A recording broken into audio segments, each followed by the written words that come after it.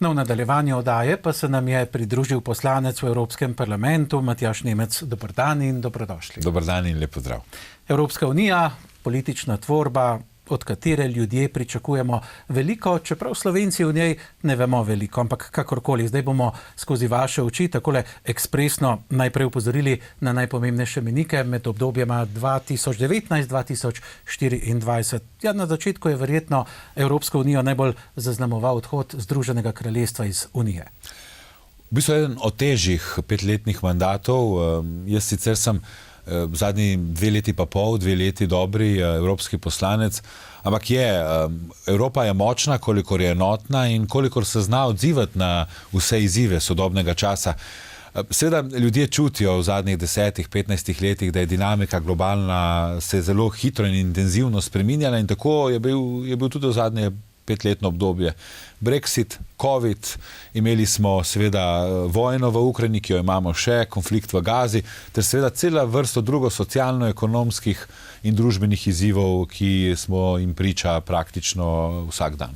No, se pa Evropa odziva na vse možne težave, na vse možne stvari in ni, kot sva prej dejala, oddaljena teta, kot mnoge Slovenke in Slovenci mislimo. Res ne, zaradi tega, ker ljudje ne vedo, ampak mi v Evropskem parlamentu sprejemamo odločitve in kar 2/3 le-teh se potem implementira v nacionalno zakonodajo.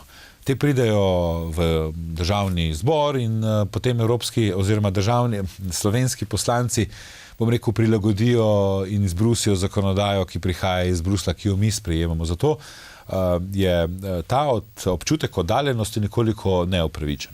No, nekaj ključnih stvari ste takole na hitro spomnili, na nje opozorili, mogoče se k njim še vrneva. Zdaj predlagam, da se lotiva vašega dela. Teh 2 leti in pol je verjetno minilo hitro, pa se je dogajalo veliko. V Evropskem parlamentu ste bili aktivni v odboru za zunanjo politiko in tudi v odboru za državljanske svoboščine, pravosodje in notranje zadeve. Mogoče med tem slednjim bi veljalo upozoriti ali izpostaviti poročilo o digitalizaciji evropskih vizumov, ki ste ga uspeli sprejeti v rekordnem času. Zakaj je to pomembno? Tako je, jaz bi samo opisal svoje delo, ki sloni na 4 stebrih. Tisto, kar sprejme Evropski parlament skozi politike svoje politične stranke, tisto, kar jaz počnem kot evropski poslanec v Bruslu, tisto, kar jaz počnem kot evropski poslanec doma in tisto, kar delam, bom rekel, za svojo dušo in za tisti svoj notranji glas, ki kriči po tem, da moram nekaj dodatnega še narediti. Digitalizacija vizumskih postopkov, to pomeni, da dejansko Evropska unija do te odločitve je bila ena od redkih držav, ki je imela dejansko možnost dobiti vizume, turistične vizume in sicer na analogen način, na zelo zastarel način, praktično od Rusije, Avstralije, Združenih držav Amerike. To so vse države, ki so stopili v digitalizacijo že v preteklosti. Seveda tukaj je bil en vrzel, ki ga je bilo potrebno zapolniti in seveda to, da so še vedno nacionalne države želele imeti, bom rekel, kontrolo, nadzor nad upravljanjem do teh vizumov. Dogovorili smo se, jaz sem bil glavni pogajalec, da bomo imeli enotno evropsko platformo. To pomeni, da če bo recimo Japonec želel kot turist priti v Evropsko unijo, ne bo več pristopil na francoski ali pa italijanski ali pa slovenski portal, ampak bo ta evropski portal, ki bo dejansko tudi izpostavljal, bom rekel, to vrednoto evropskosti, ki gradi Evropsko unijo in ti postopki bodo cenejši, enostavnejši, bolj varni. Zelo pomembno je bilo, da smo dosegli ta dogovor zaradi tega, ker še vedno obstaja, bom rekel, ta nacionalna identiteta tako močno prisotna pri določenih postopkih, da ne želi, bom rekel, odpreti vrata tej evropski identiteti. In Evropska komisija razume naš dosežek, da smo zgradili en nov steber neke evropske identitete, ki doslej ga še ni bilo. No, prav tako v tem pogovoru izpostaviva kvalifikacijsko uredbo, enega izmed ključnih zakonodajnih predlogov paketa reforme azilnega sistema, ki ste jo sicer prevzeli od Tanje Fajon. To pa bo neposredno vplivalo na življenje Evropejk in Evropejcev. Od leta 2015 se boste spomnili, kako smo brezupno spremljali množice migrantov, ki so se sprehodili tudi čez Slovenijo po balkanski poti. Takrat se je zdelo, da Evropa ni sposobna se odzvati na ta izjemen izziv sodobnega, modernega sveta. Seveda, številke so relativno prijazne. Ko govorimo o beguncih, to se obvladljivo, moramo reči, ker so številke primerljive, predvsem med državami in se da iz tega razbrati, da lahko upravljamo ta proces, vkolikor smo enotni in da imamo jasna pravila.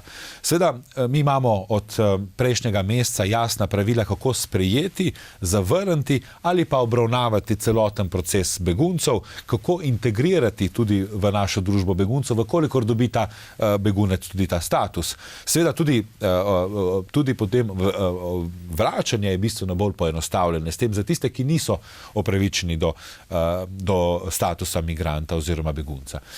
Pomembno je, da vsi evropske države bomo morali enotno delovati, 2 leti časa bomo imeli za implementacijo in tisto, kar neposredno vpliva na naše življenje, je tudi to, da s tem zmanjka osnoven argument, da bi se podaljševalo nadzor na šengenskih, torej na notranjih mejah. In to je zelo pomembno, tako da pričakujemo, da bi lahko se v neke normalne tirnice naše življenje, ko govorimo o nadzorah na mejah, lahko vrnilo v roku 2 let. No, za državljanke in državljane Slovenije tudi pomembna odločitev, pri kateri ste sodelovali kot eden izmed pogajalcev političnih skupin, je bila tudi ocena Hrvaške za vstop v Schengen.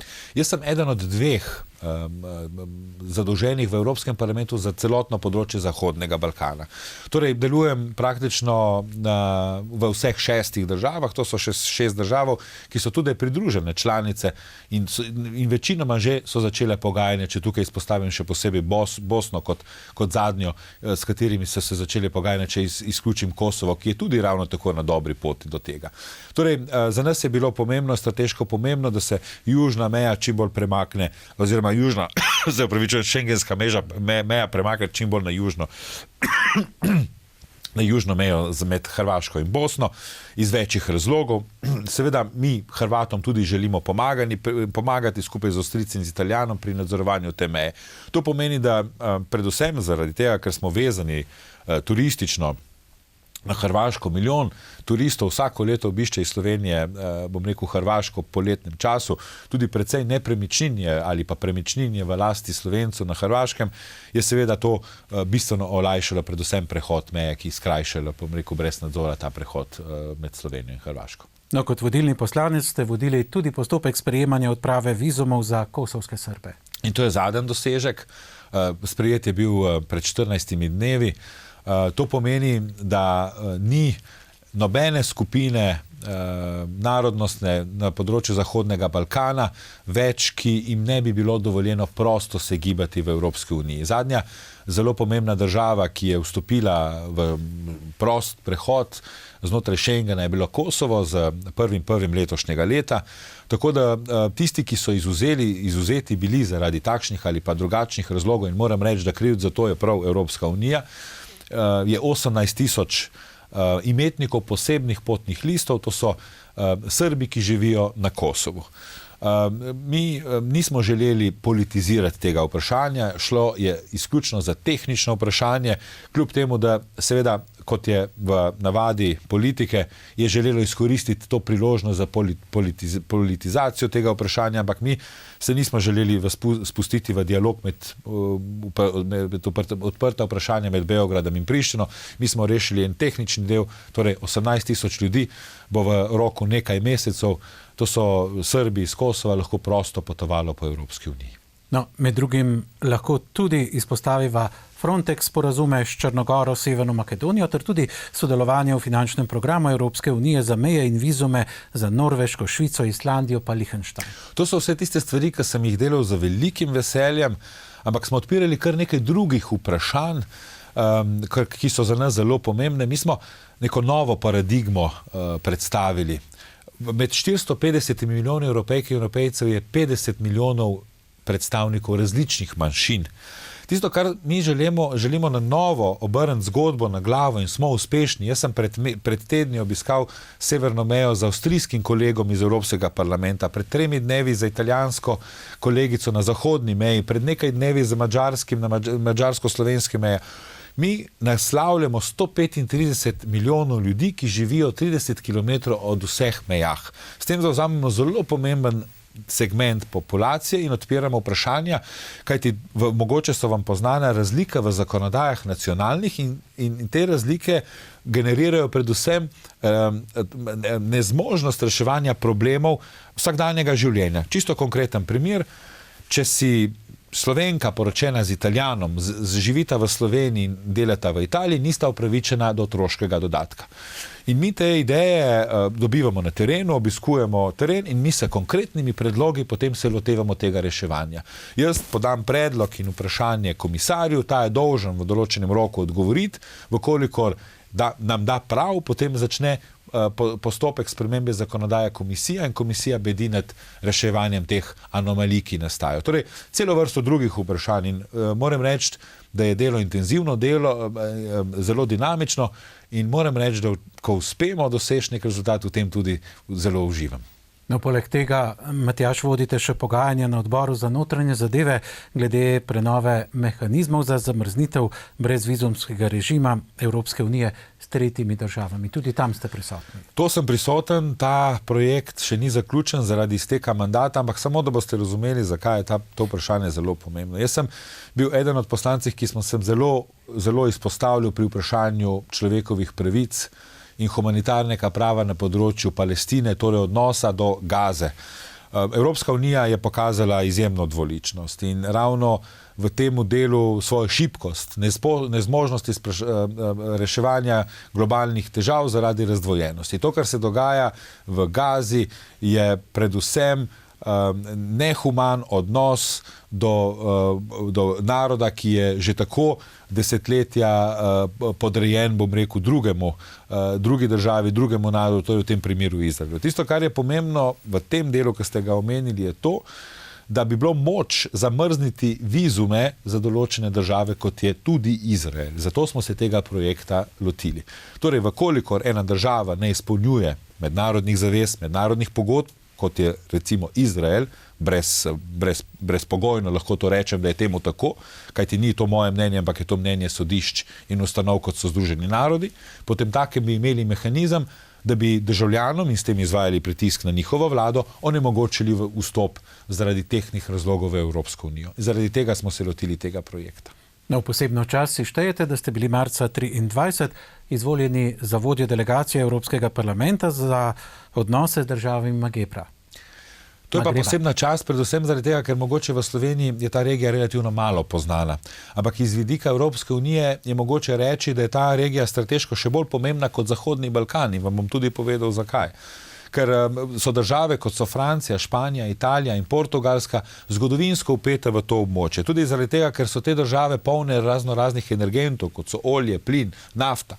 Torej, tudi zaradi kolonializma, ki so ga nekatere države izvajale na tem teritoriju in seveda zaradi pojava migracij, je ta regija najvišje na agendi Evropske unije.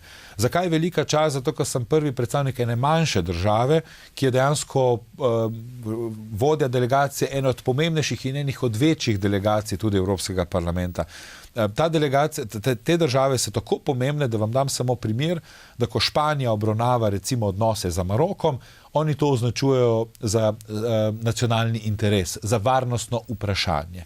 In potem si lahko predstavljate, koliko različnih interesov samo države Evropske unije je v teh državah, koliko interesov je znotraj teh državah, tudi nekatere države med seboj nimajo najboljših odnosov, kot so Alžirija in Maroko, ter seveda zaradi tega lahko sklepamo, izhaja iz tega kompleksnost vodenja tako pomembne delegacije. Pa še zadnja stvar, tudi Maroko je bil udeležen v eno afero podkupovanja v Evropskem parlamentu in zaradi tega tudi izločen iz možnosti sploh vstopa v parlament.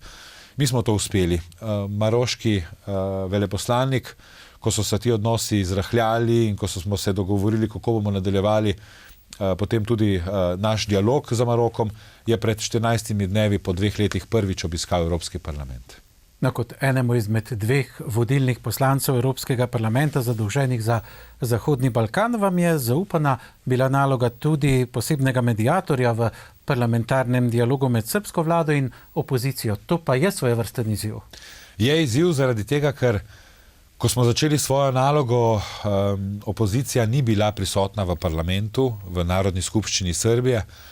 Seveda je kompleksen dialog zaradi tega, ker tudi stanje demokracije v Srbiji je problematično, to moram reči. Moja izkušnja sicer za Srbijo je izjemno pozitivna zaradi tega, ker biti Slovenec v Srbiji na Zahodnem Balkanu mi omogoča, da poznam jezik, poznam kulturo in s tem so tudi vezi, se na nek način prepletejo bistveno bolj enostavno.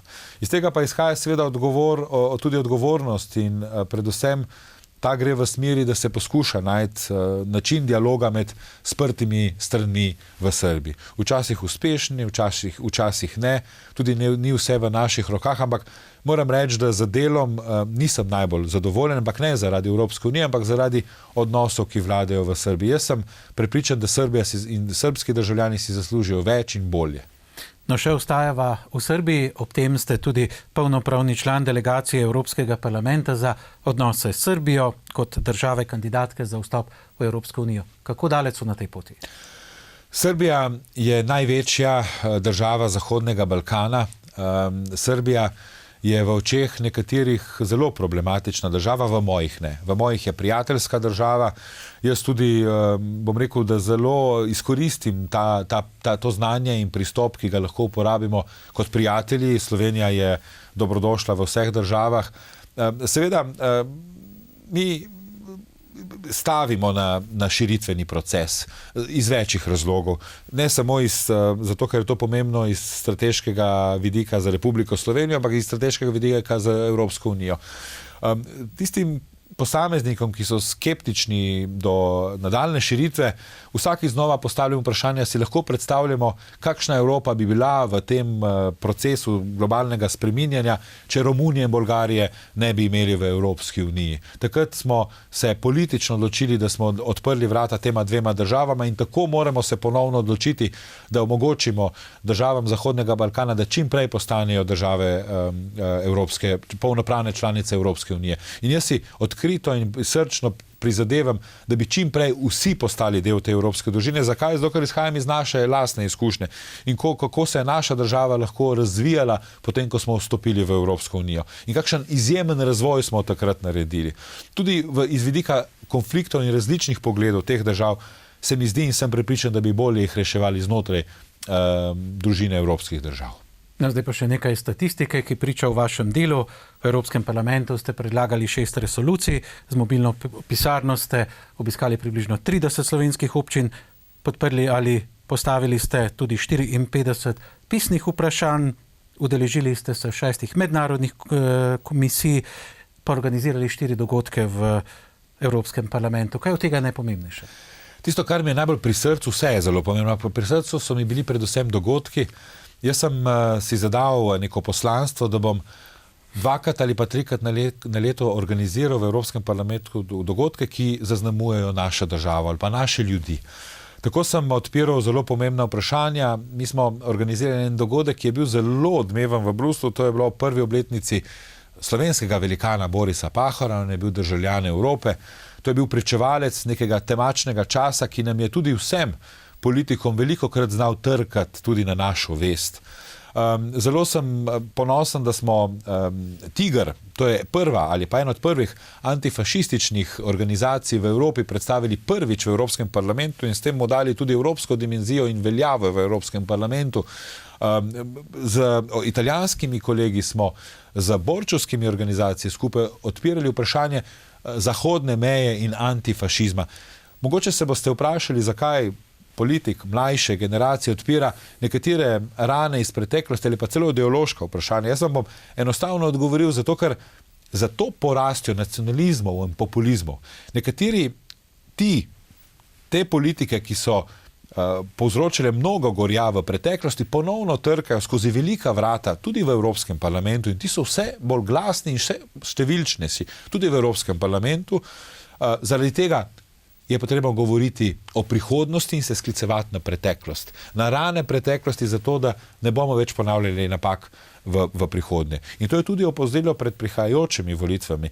V Sloveniji smo imeli ta privilegij, da smo vselej imeli možnost, ne glede na to, katera je naša preferenca od politične levice do politične desnice, smo se vsi profilirali za proevropsko usmerjene stranke. Nimajo pa vsi tega privilegija. V nekaterih nacionalnih parlamentih imate zelo, bom rekel, eminentne podpornike nekaterih izmov iz preteklosti, fašizmov in nacizmov, tudi komunizmov, če želite. In temu se je potrebno upreti. Evropska unija je bila zgrajena kot antipod ravno tem temačnim silam iz preteklosti. In zato je potrebno govoriti o tem zelo na glas. No, v širini, veličini, če uporabiva ta izraz vašega dela, priča tudi sodelovanje na več kot 12.000 glasovanjih. A ni to preveč za to kratko obdobje? Meni je del to mojega vsakdana. Mi smo tudi omogočili 600 državljankam in državljanom iz Slovenije, da so obiskali Evropski parlament. Prvič smo zaradi poznavanja Aleksandra Čeferina organizirali, da je Evropski parlament imel svojo nogometno ekipo, ki je sodelovala na UEFA-inem turniru lanskega februarja. To sem še posebej ponosen kot nekdanji nogometaš, kot velik navijač.